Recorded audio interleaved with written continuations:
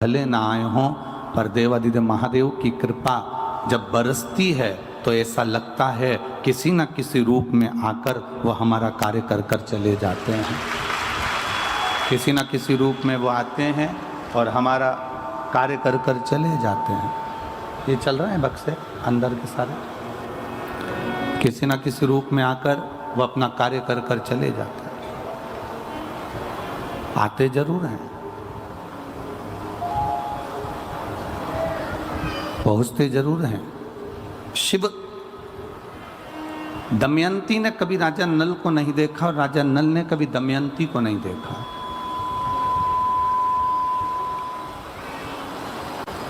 ना दमयंती राजा नल को देख पाई है, ना राजा नल कभी दमयंती को देख पाए। अब प्रेम कैसे हुआ, तो वो कहा कि राजा नल के सामने जब भी कोई सुंदरता की बात करता था तो वो दमयंती की सुंदरता की बात करता था। वो दमयंती की सुंदरता का प्रसंग करता था, दमयंती की सुंदरता की बात करता था। और दमयंती के सामने जब भी कोई प्रसंग आता था तो वो राजा नल की सुंदरता का प्रसंग आता था। राजा नल की सुंदरता का प्रसंग बढ़ जाता था। ये इतने जो शिव भक्त हैं, लाखों की संख्या में जो पहुंचे हैं। कल प्रशासन कह रहा था कि गुरुजी कम से कम 4.5 से 5 लाख लोग भक्त इस पावन मैनपुरी की भूमि पर कथा श्रवण कर रहे हैं। कोई साधारणता नहीं है हमारा।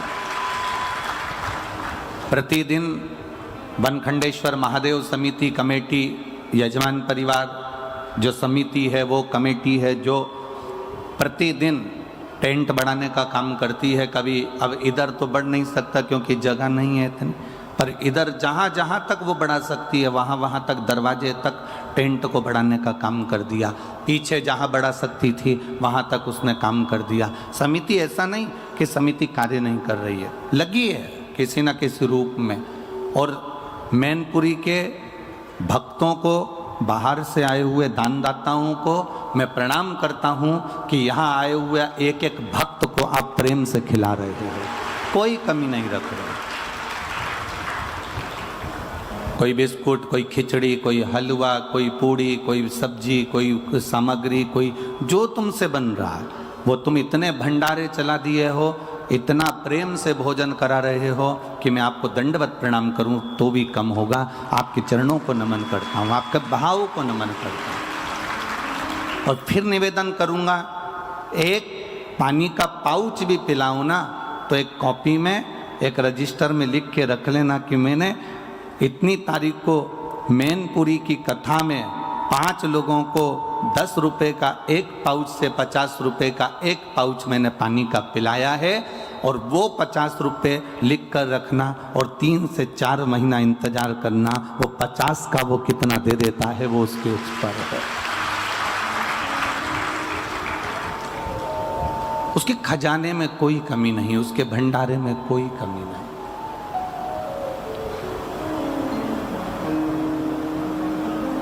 ये इतनी जो भीड़ है, इतने भक्त हैं, ये लाखों की संख्या में आ रहे हैं। ये क्यों आ रहे हैं? क्योंकि इनके भीतर शिव के प्रति प्रेम जागृत हो गया। और प्रेम कभी एक तरफा होता ही नहीं है। प्रेम कभी एक तरफा नहीं होगा। आप प्रैक्टिकल करो यहीं बैठे बैठे, तुमसे बन जाए तो प्रैक्टिकल करके देखिएगा। तुम किसी को भी तुम देखते रहो, देखते रहो, देखते रहो, वो तुम्हें नहीं भी देखे तो तुम देखते रहो, देखते रहो, देखते रहो। एक बार तो निगाह उससे मिल ही जाएगी, ये निश्चित है। वो एक बार आपको पलट कर देख ही लेगा। एक बार वो आपको पलट कर, आप ना देख, आप उसको देखते रहो, देखते रहो, देखते रहो, तो एक ना एक बार वो निगाह मिलती जरूर है। उसी तरह ये प्रेम अकेला नहीं है कि आप शंकर भगवान से स्नेह करते हो, आप शिव जी की भक्ति करते हो, आप शंकर का गुणगान करते हो, आप शंकर का स्मरण करते हो, आप शिव तत्व को स्मरण कर रहे हो, आप शंकर जी का गुणगान कर रहे हो। ये तुम्हारा अकेले का प्रेम नहीं है, तुम उसको देखती रहती हो, तुम उसकी कथा सुनती रहती हो, तुम उसका भजन करती रहती हो, भजन करती रहती हो। दमयंती ने नल के बारे में इतना सुना, नल ऐसा था, इतना सुंदर था, ऐसा था, और नगर का राजा था, निशित नगर का राजा का पुत्र था, इतना सुंदर था, वीर था, सेना भी उसकी प्रबल थी, योद्धा भी प्रबल था। जब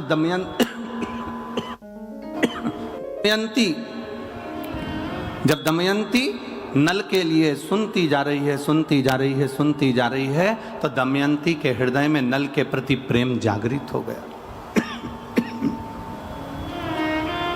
दमयंती के हृदय में नल के प्रति प्रेम जागृत हो गया, नल के प्रति प्रेम आ गया।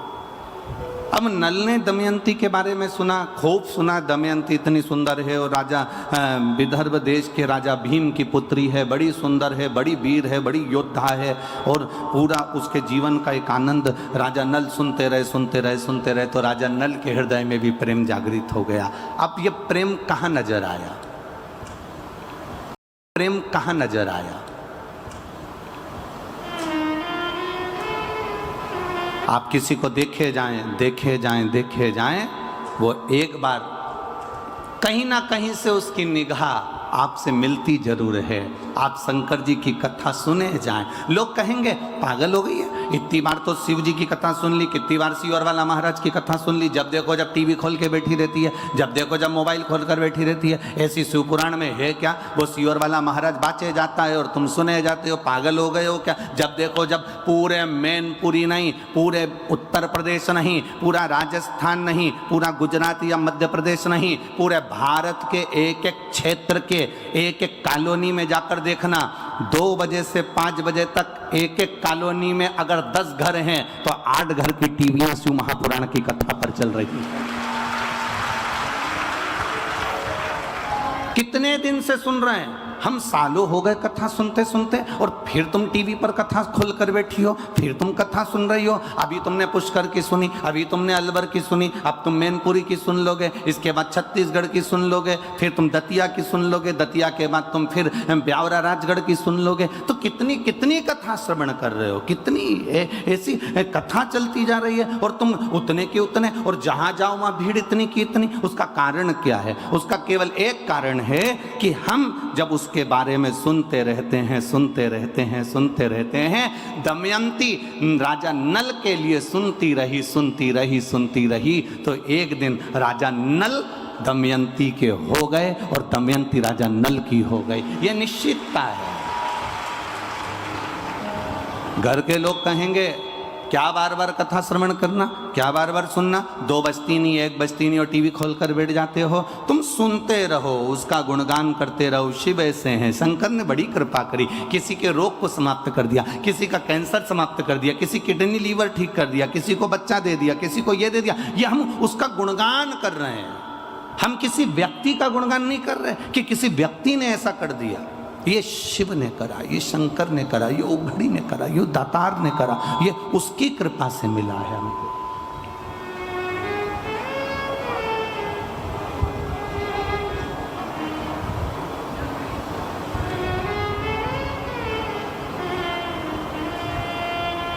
और महाराज शिव कथा कहती है, भगवान शंकर का संवाद कहता है, शिव महापुराण की कथा कहती है। आप उसके दर्शन करते रहो, उसका गुणगान करते रहो, कथा शिव महापुराण की सुनते रहो, सुनते रहो, सुनते रहो। एक दिन वो आपको दर्शन देने के लिए आपके दरवाजे पर पहुंच जाएगा। ये निश्चित आपके द्वार पर आ जाएगा, आपकी चौखट पर आ जाएगा।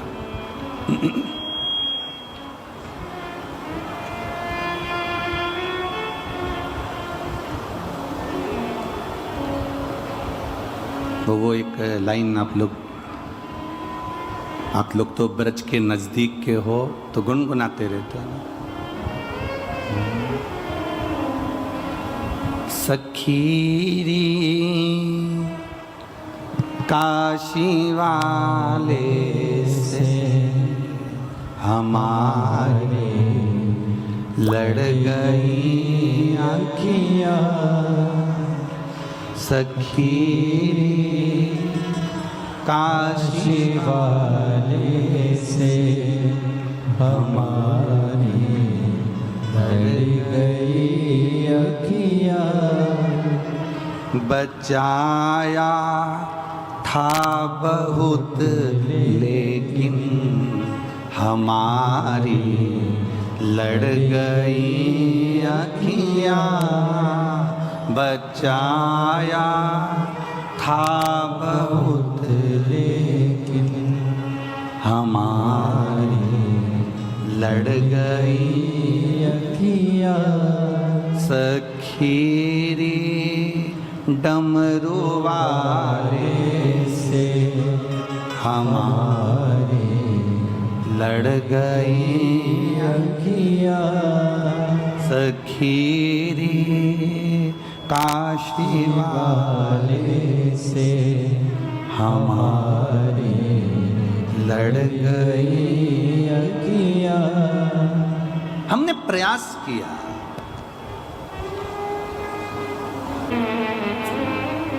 दमयंती ने राजा नल का खूब भाव श्रवण करा और राजा नल ने दमयंती का खूब भाव श्रवण करा।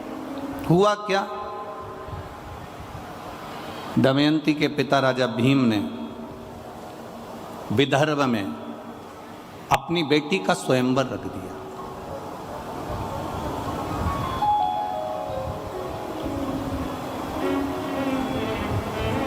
अब राजा भीम ने अपनी बेटी का जब स्वयंवर रखा,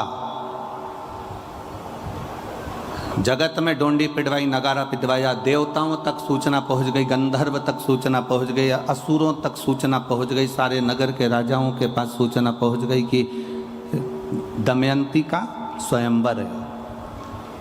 दमयंती को इंद्र भी पाना चाहते थे क्योंकि बड़ी सुंदर थी, वो विद्वान थी, ज्ञानवान थी, प्रबल थी। दमयंती को स्वयं अग्निदेव भी पाना चाहते थे, दमयंती को स्वयं वरुण देव पाना चाहते थे, दमयंती को स्वयं यमराज पाना चाहते थे। इन लोगों ने विचार करा कि दमयंती मेरी बन जाए। इंद्र कहता है दमयंती मेरी बने, अग्निदेव कहते हैं दमयंती मेरी बने, स्वयं वरुण कहते हैं दमयंती मेरी बने, यमराज कहते हैं दमयंती मेरी बने। और दमयंती चाहती किसको है, जम के बोलो जरा, राजा नल। अब इतने में इन चारों ने विचार करा कि हम पृथ्वी पर जा रहे हैं, नीचे स्वयंवर में जा रहे हैं, स्वयंवर में हम पहुंचेंगे और स्वयंवर में पहुंचे पर दमयंती का विचार तो जाने कि दमयंती हमको माला पहनाएगी कि नहीं पहनाएगी। दमयंती हमको माला पहनाएगी कि ना पहनाएगी, पहले वो भी तो विचार किया जाए। अब इंद्रदेव ने ध्यान लगाया, यमराज ने ध्यान लगाया, अग्निदेव ने ध्यान लगाया, वरुण ने ध्यान लगाया और ध्यान लगाकर देखा तो दमयंती राजा नल को चाहती थी। तो इन चारों ने विचार करा कि यह काम करते हैं कि नल का रूप रख कर जाते हैं तो दमयंती अपने को माला पहना देगी, और दमयंती ने माला पहना दी, उसके बाद तो दमयंती अपनी होगी।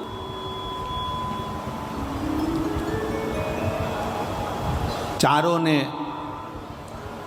राजा नल का रूप धारण कर लिया और राजा नल का रूप धारण कर कर चारों की चारों सभा में जाकर बैठ गए।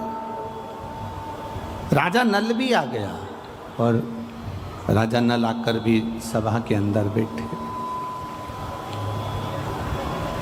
जब सभा के अंदर राजा नल बैठे हैं, यमराज बैठे हैं, वरुण बैठे हैं, अग्निदेव बैठे हैं, इंद्रदेव बैठे हैं, अब दिक्कत सबसे बड़ी खड़ी हो गई दमयंती के सामने कि ये पांच एक जैसे दिख रहे हैं। अब माला किसको पहनाए, ओरिजिनल नल है कौन सा, राजा नल कौन सा, ओरिजिनल कौन सा।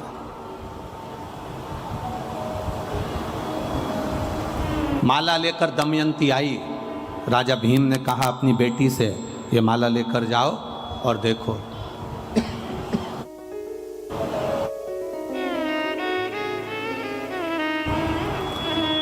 माला लेकर दमयंती चली, सबके सामने पहुंच गई। राजा भीम ने कहा कि तुम माला नहीं पहनाओगे क्या? तुम्हें माला नहीं पहनाना? प्रभु, क्या तुम माला नहीं पहनाओगे? दमयंती ने अपने पिताजी से कहा, पिताजी माला पहनाने की मना नहीं है, माला तो मैं पहना दूंगी, पर दिक्कत इतनी सी है कि यहाँ ये जितने बैठे हुए हैं ना, इनमें से राजा नल के जैसे कम से कम 4 और बैठे हैं, ऐसे मिलाकर यहाँ सभा में ये 5 बैठे हुए हैं। अब राजा नल अगर 5 हैं तो ये 5 राजा नल में से मैं किसको माला पहनाऊँ, किसको मैं माला पहनाऊँ? कुछ समझ में नहीं आ रहा कि मैं किसको माला पहनाऊँ। इतने में राजा भीम ने अपनी बेटी से कहा, तू किसकी आराधना करती है?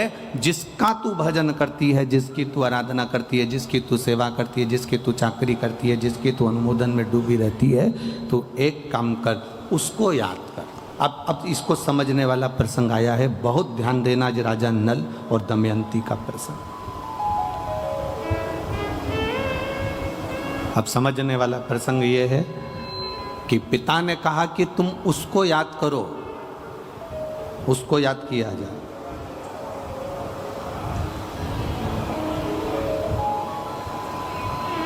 ये चतुरता हमें होना चाहिए। दुख की घड़ी में, तकलीफ की घड़ी में, परीक्षा की घड़ी में, कष्ट की घड़ी में हम सबसे पहले परमात्मा को याद नहीं करते। हम सबसे पहले उसको याद करते हैं। अगर कोई प्रशासनिक कार्य है तो हम पहले राजनेता को याद करेंगे। हमारी पहचान उससे है। वो वहाँ के जो विधायक हैं, वहाँ के जो सांसद हैं, वहाँ के जो आमदार हैं, वहाँ के जो खासदार हैं, वहाँ का जो मंत्री है, वहाँ का जो अध्यक्ष है, वहाँ का जो उपाध्यक्ष है, वहाँ ये व्यक्ति है, वहाँ का वो व्यक्ति है, वो हमारा परिचित है, मेरे काका का रिश्तेदार है, मेरे ताऊ का रिश्तेदार है। पहले जब हमारे दुख की घड़ी आती है उस समय पर हम उनको याद करते हैं। वो राजनेता सत्ताधारियों को याद करते हैं। जब राजनेता सत्ताधारियों से तुम कह कर हार जाती हो, भैया जी देखो ना, बेटे के लिए देखो ना, इसकी कहीं नौकरी लगा दो ना, भैया जी कुछ तो कर दो, तुम्हारे पास पद आ गया ना, तुम कह रहे थे जब मैं सत्ता में बैठ जाऊंगा जब कर दूंगा, भैया जी कुछ तो करो ना। जब तुमने उनके हाथ पैर जोड़ लिए, उनको नमन कर लिया, उनके लिए सारा काम कर लिया, तब भी तुम्हारा काम नहीं हुआ, तब तुमने फिर अपने किसी परिचित से कहा, जो उसमें लगा हुआ था, उससे कहा भैया जी देखो ना, हो जाए तो देखो ना, भैया जी देखो ना, हो जाए तो करो ना। उसको कहते कहते जब तुम उधर भी हार गए, तब तुमने अपने परिवार वालों से भी कहा, परिवार वालों से भी हार गए, तब अपने रिश्तेदारों से कहा, रिश्तेदारों से भी हार गए, तब आखिरी में तुम उदास होकर बैठ गए और सोचने लगे अपनी भाग्य में तो यही लिखा है, इसलिए भोगना पड़ेगा। तब कहीं फिर आखिरी में तुम्हारा चित्त में किसी ने कह दिया कि कुछ मत कर, अब शंकर का गुणगान कर और शिव की भक्ति कर। अब दुनिया के हाथ जोड़ लिए, अब उसके जोड़कर देख ले। दुनिया के हाथ जोड़ने के बाद अब उसके हाथ जोड़कर देख ले, अब उसका भजन कर कर देख ले, अब उसका स्मरण कर कर देख ले। और देखिए एक पत्र आया है, बड़ा सुंदर भाव उसमें लिखा, देखिए।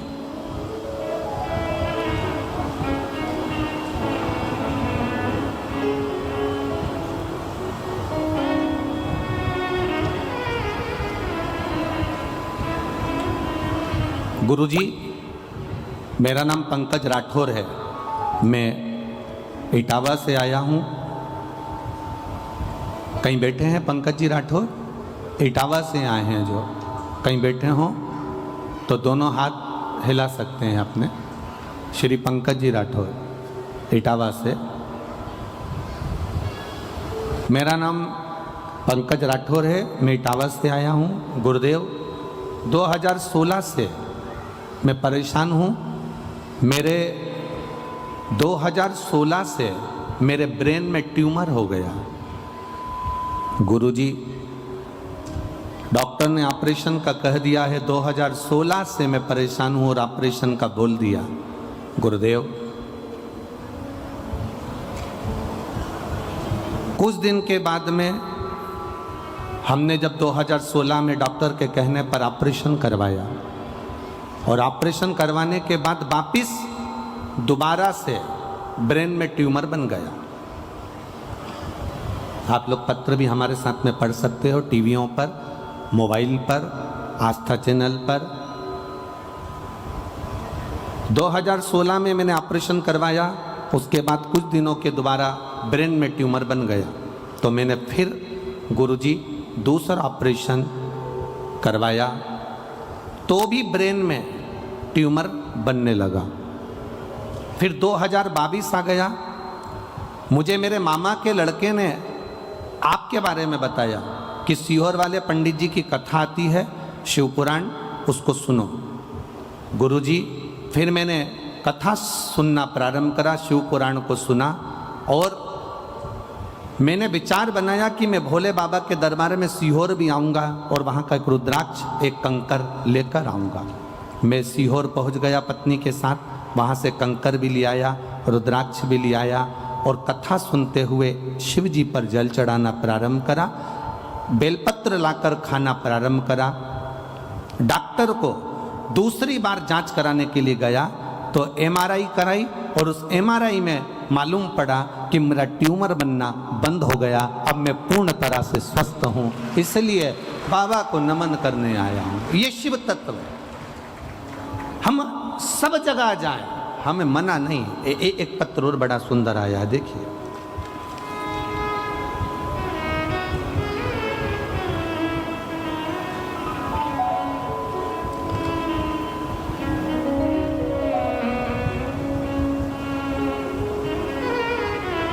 सतीश जी भदौरिया, ममता जी भदौरिया, निवासी आगरा।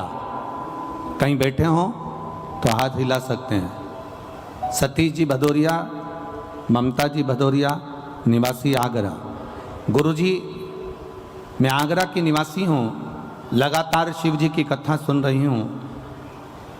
मेरे बेटे ने बीटीसी की तैयारी की थी, लेकिन महाराज जी भोले बाबा के मंदिर रोज जाती हूँ, बाबा ने उस समय पर नहीं सुना। मेरा बेटे से मैंने कहा कि बाबा ने अभी नहीं सुना, वापिस तैयारी कर। सीहोर वाला महाराज कहता है मेहनत पूरी करना और शिव पर विश्वास पूरा करना। मेरे बेटे ने शंकर जी के मंदिर जाना चालू करा, एग्जाम की तैयारी करना प्रारंभ करी। और बाबा, मेरा बेटा कहता था क्या शंकर जी के मंदिर जाने से किसी का भाग्य खुल जाता है, क्या गवर्नमेंट जॉब लग जाती है? ये सब हंसने वाली बातें माँ, ये से महाराज ना जाने कितने आए। मेरा बेटा विश्वास नहीं करा, तो भी मैं उससे कहती रही तू शिव के मंदिर तो जा, भले अविश्वास से जा, पर जा तो उसके दरवाजे। मेरा बेटा मंदिर जाना चालू करा, शिव जी को जल चढ़ाना प्रारंभ करा। बाबा की कृपा का क्या मैं वर्णन करूं गुरुदेव। मेरे बेटे के नौकरी SBI बैंक में लग गई, इसलिए मैं यहाँ पर प्रणाम करने हूँ। आप ही हैं? दोनों हाथ हिला दो एक बार ऐसा। हाँ, हिला दीजिए। बधाई आपको बहुत बहुत, शिव कृपा बनी रहे। बैठिए। श्री शिवाय नमस्तु। एक पत्र और बड़ा सुंदर आया है, देखिए।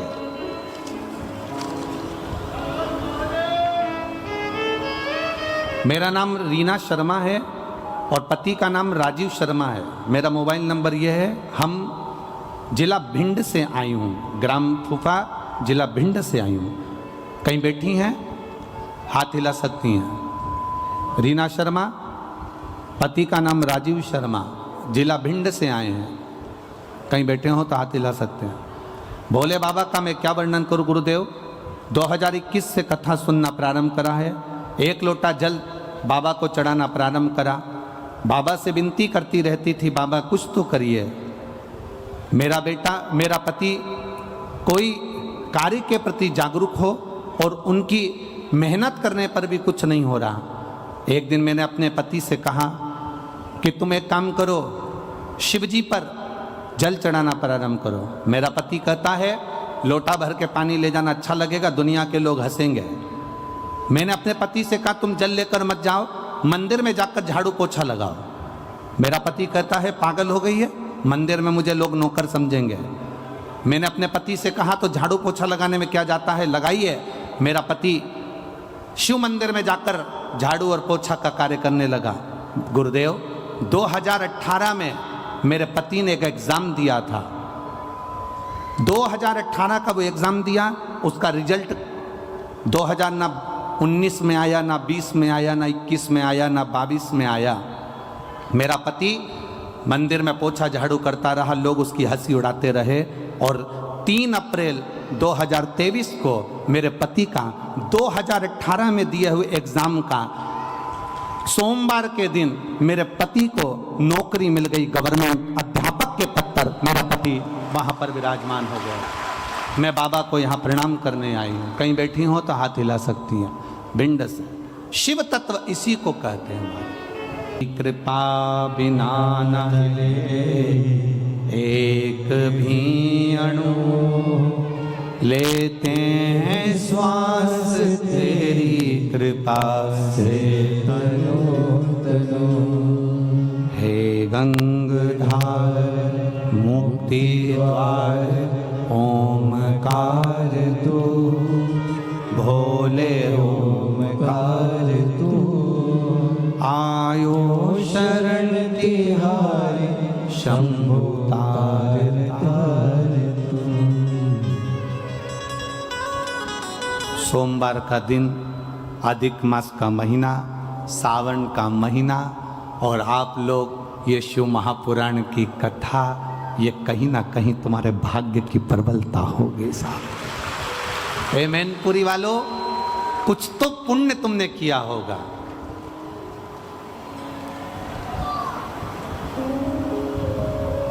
हम जब यहाँ कथा करने आ रहे थे, बोल रहे हैं क्या? अरे बोलो तो, बोल दे। कथा करने आ रहे थे तब लोगों ने कहा कहाँ जा रहे हो कथा करने? हमने कहा मैनपुरी। मैनपुरी